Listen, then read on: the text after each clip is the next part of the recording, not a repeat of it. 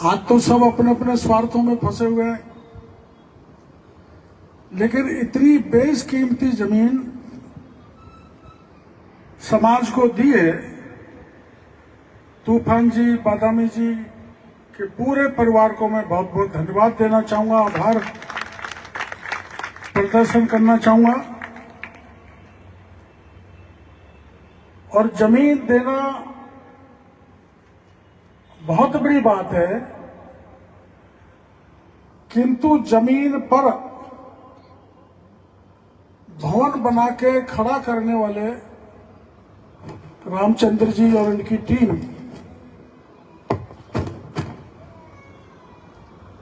जो मैं सुन रहा था, जिनके मैं स्वागत कर रहा था, सबने खूब भरपूर पैसे दिए, जिसके कारण ये भवन बन के तैयार हो गया। मैं चौमू के सभी भाइयों का इसके लिए शुभकामनाएं देना चाहता हूं, बधाई देना चाहता हूं। और ये भवन केवल भवन नहीं रहना चाहिए, यहां से समाज सुधार का कार्यक्रम, शिक्षा के कार्यक्रम तेजी से चलने चाहिए। कन्हैयालाल जी हमारे जिलाध्यक्ष हैं ही, शिखा जी आपकी विधायक हैं, रामलाल जी पहले विधायक रहे। मैं जब आ रहा था तो गाड़ी में रामलाल जी कह रहे थे कि अगर आप प्रचार में आ जाते हैं तो मैं एमएलए बन जाता। अब वो तो क्या होता समय बताता, लेकिन मैं रामलाल जी से कह रहा था कि मेरे कपड़े भी आपने ही फटवाए थे यहाँ पर। लेकिन तो कह रहे थे, लेकिन साहब सुनो, साहब सरकार कांग्रेस की थी। तो ये कह रहे थे कपड़े फट गए इसलिए अपना राज आ गया। हमारे यहाँ सावरमल जी बैठे हैं, पुराने अधिकारी, मेरी इनसे बड़ी नजदीकी रही है जयपुर में। और मंच पर हमारे ये जो कमल जी हैं, मेरे को मिल गए थे, बड़ी स्वागत इन्होंने रास्ते में किया। और बहुत सारे मंडल अध्यक्ष जिला जयपुर के मंच पर विराजमान है। मैं जिलाध्यक्ष और प्रदेश अध्यक्ष जी नहीं है। कुछ मामला ही ऐसा है कि मैं आता हूं जब वो आते नहीं है। हालांकि मेरा कोई झगड़ा नहीं है, टंटा नहीं है, लेकिन उन्होंने आमागढ़ में समस्या खड़ी कर दी थी। आपको पता है, आमागढ़ में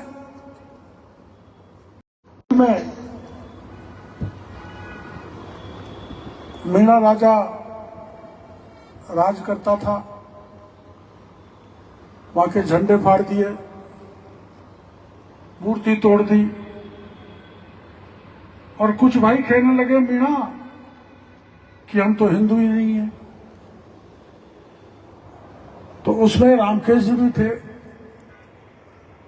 हम कन्हैयालाल जी यहां बैठे हुए हैं, उनके समधी हैं। रामकेश जी जब हिंदू नहीं है तो उन्होंने आपके यहाँ बच्ची दी है ना, बच्ची दी है तो सोते देव में शादी नहीं करी रामकेश जी ने, और 7 फेरे पड़े बाकायदा। जो सनातन धर्म में होता है वो काम हुआ, और हम सभी उन्हीं परंपराओं को मानते हैं। तो बड़ा मुद्दा बन गया था आमागढ़ का। अब ये हमारी कांग्रेस की एमएलए बैठी है, थोड़ी सी बात बता दूं क्या, इनसे माफी मांगते हुए। हमने कहा भाई हम वहां पर आमागढ़ में झंडा पहनाएंगे, ध्यान है ना, अखबारों में छपा था। फिर गहलोत साहब का बयान छपा था कि परिंदा भी पैर नहीं रखेगा। हमने कहा परिंदा नहीं, डॉक्टर किरोड़ीलाल जाएगा, देख लेना। अभी कितना बड़ा तमाशा है, किसी का सम्मान का स्थान हो, श्रद्धा का स्थान हो, और वहां पर समाज का अपमान हो जाए, तो अपमान से बदला लेने की जिम्मेदारी मेरी बनती है ना, आपकी बनती है ना, अपन सबकी बनती है। इसलिए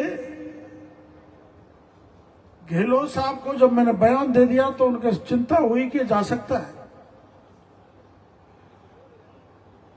तो आमागढ़ के दरवाजे पे 1200 पुलिस, कई एसपी, लाठी, बंदूक, अग्निवर्षा, अश्रु गैस, सब कुछ था, और ड्रोन भी थे तो जो आसमान से देख रहा था। उसके बाद भी हम 9 लोगों ने चढ़कर आमागढ़ पे झंडा फहरा दिया। अब झंडा फहराने के बाद गिरफ्तार कर लिया तो चौमू में आप लोगों ने आंदोलन किया हमको छुड़ाने के लिए। बहुत से लोग सड़क पर उतर गए, पूरे राजस्थान में उतर गए, और 2.5 घंटे से ज्यादा सरकार हमको थाने में नहीं बैठा पाई, और हाथ जोड़ के छोड़ना पड़ा। जाओ, आपका है वो किला, आपका ही रहेगा। तो जो कुछ हुआ, जो अन्याय हो, अत्याचार हो, उसके खिलाफ हमको लड़ना चाहिए।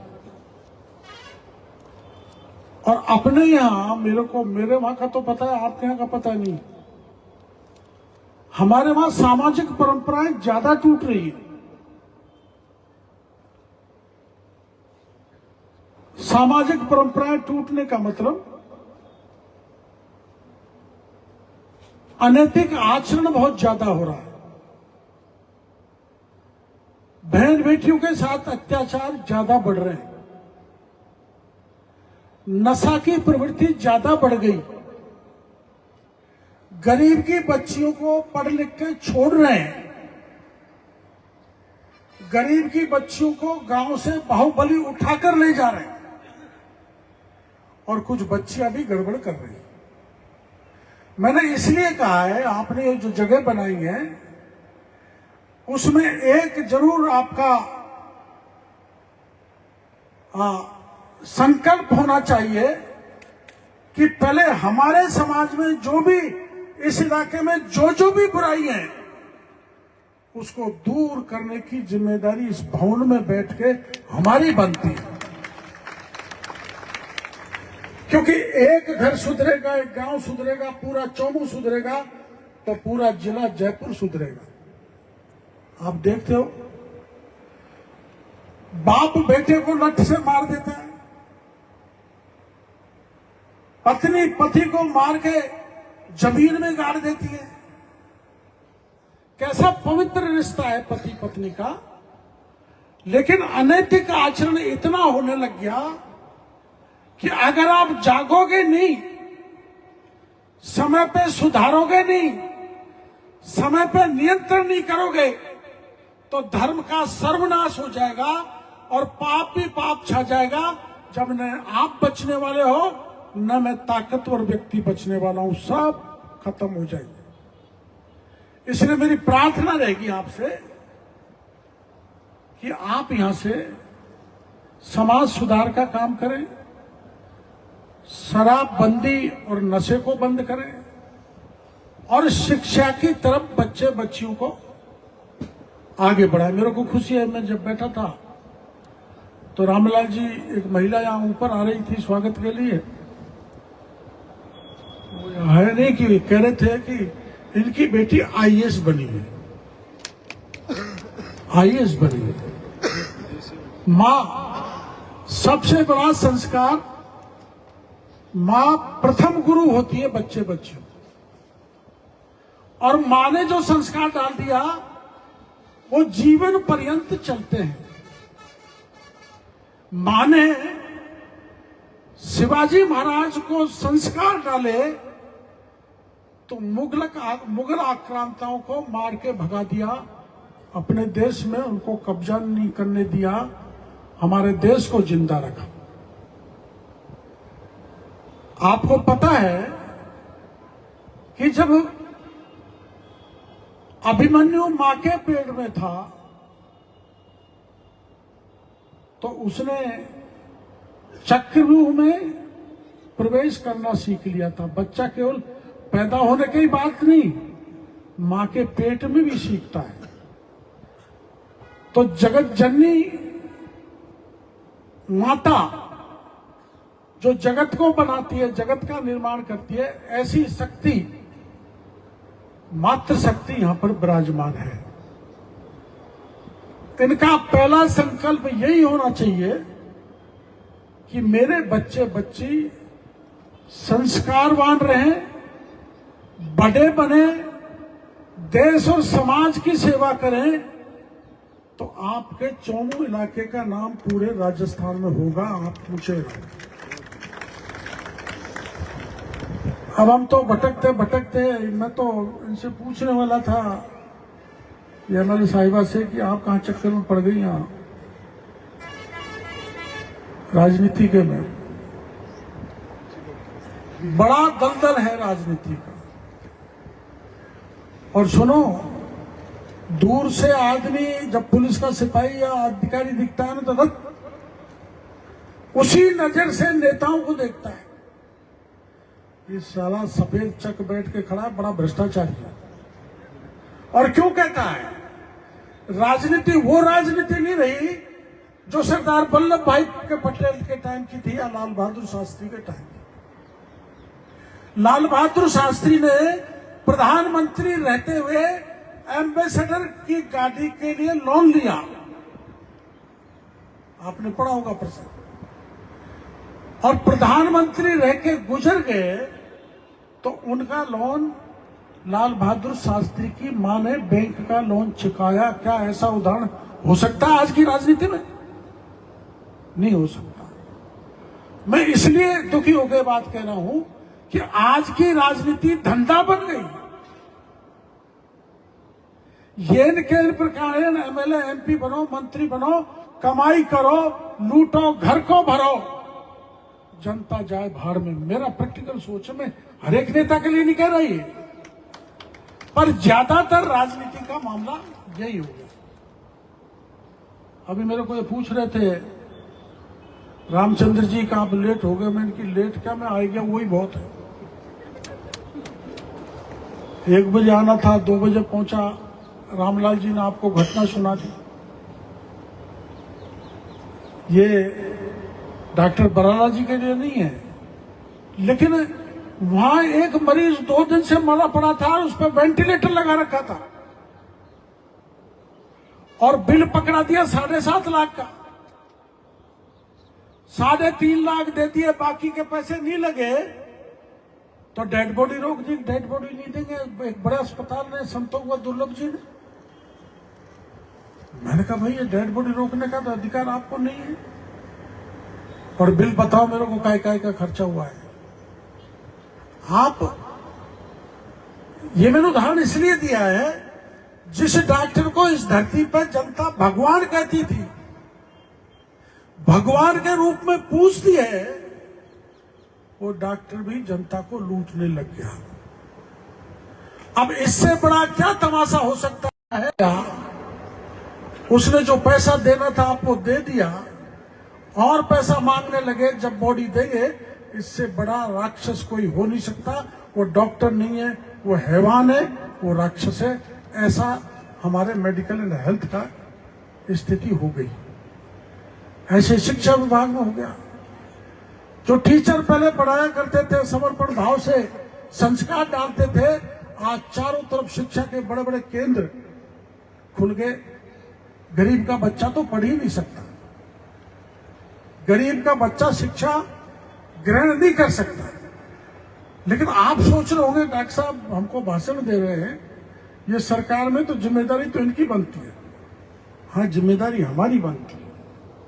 हम अगर प्रबल इच्छा से तैयार हो जाएं तो कोई सरकारी अस्पताल और कोई कोचिंग इंस्टीट्यूट जनता को लूट नहीं सकता। ऐसा भी कानून हम बना सकते हैं। लेकिन राजनीतिक दल काय से डरते हैं? अरे वोट खराब हो जाएंगे, वोट गड़बड़ हो जाएंगे, यहां हाथ मत डालो, वहां हाथ मत डालो। मैं हाथ डालता दो रहा हूं। किसानों को नकली बीज दिया जा रहा है। कभी किसानों ने नहीं सोचा था, न किसी सरकार ने सोचा था कि बीज भी नकली, खाद भी नकली, कीड़े मारने की दवा भी नकली, बीमा भी नकली। फिर असली क्या है? कुछ नहीं है। तो मैंने तय किया, चाहे कुछ भी करना पड़ जाए, मेरी जिम्मेदारी है कृषि मंत्री रहते हुए कि मैं मेरे राजस्थान के किसानों को मैं बीज दिलाऊं, उत्तम कीड़े मारने की दवा दिलाऊं और किसान के घर तक खाद पहुंचाने की जिम्मेदारी लूं, पहुंचाऊं। ये मैं इसलिए कृषि मंत्री बना हूं। जितने भी नकली खाद बनाने वाले थे 73 लोगों को खिलाफ मुकदमे दर्ज कर दिए, 22 के लाइसेंस सस्पेंड कर डाले, करोड़ों का व्यापार। और मैंने प्रधानमंत्री जी से मैं बीज के मामले में मिलने जा रहा हूं। मैं बीच में शिवराज जी से मिला था। मैंने कि खाद नकली मिल रहा है। आपने अखबारों में पढ़ा होगा खाद नकली। मार्बल के चूरे से नकली बना रहे हैं खाद।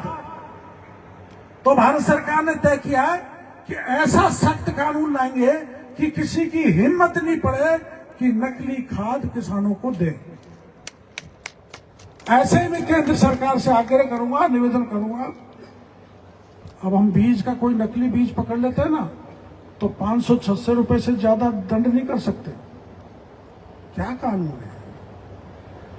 कानून बनवाएंगे, केंद्र से निवेदन करेंगे कि ऐसा सख्त कानून बने जो लाखों की उसको पेनल्टी लगे, वर्षों की सजा हो।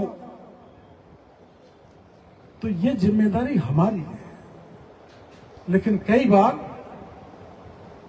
हम जिम्मेदारी से पैर इसलिए खींच लेते हैं कि भाई ये फलाना तबके के खिलाफ कार्रवाई की तो नाराज हो जाएगा, तो अगली बार हमारी सरकार नहीं आएगी। अब राजस्थान में तो आप 5 बार से देख रहे हो, ये पलटा और वो पलटा और ये पलटा और वो पलटा। देख रहे हो ना, जैसे तवा होता है, रोटी एक बार सेकी फिर पलट दी। ये क्यों हो रहा है? क्योंकि सरकारें जनता को संतुष्ट नहीं कर पा रही। इसलिए चाहे वो बराला जी हो, चाहे मैं हूं, चाहे रामलाल जी हो, चाहे कन्हैयालाल जी हो, चाहे प्रधान पंच सरपंच जो यहां पर बैठे हुए हैं, मैं उनसे प्रार्थना करना चाहूंगा, हमको जनता ने इसलिए चुना है कि हम जनता की ईमानदारी से सेवा करें। कोई भी अत्याचार ना हो किसी प्रकार का।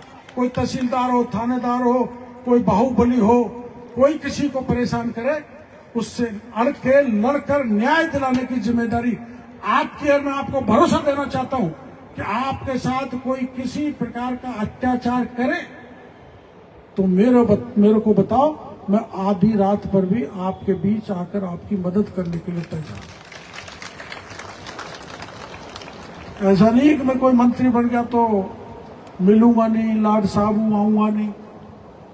अब मैं सुबह घूमता घूमता निकला तो ये ज्यादा पैसा लेने की बात वहां लगी, तो मैं तो घूमता घूमता ही अस्पताल पहुंच गया। तुरंत नहा धो के आया। मैं तो दाढ़ी भी नहीं बना पाया क्योंकि मेरे को यहाँ 1 बजे आना था। तो राजनीतिक गो से ऐसे मौके पर मेरी प्रार्थना है कि राजनीतिक गो के प्रति, राजनीतिक दलों के प्रति जनता का भाव ठीक नहीं बन रहा। हम राजनीति में सेवा करने के लिए आए। मोदी जी कर रहे हैं ना। मोदी जी ने देश के, दुनिया के मानचित्र पर हिंदुस्तान का नाम ऊंचा करने का काम किया। और जो हिंदुस्तान को मजबूत करेगा, लाल बहादुर शास्त्री ने किया था। किसी दल का हो, सरदार वल्लभ भाई पटेल नहीं होते तो क्या अपना देश एक हो जाता?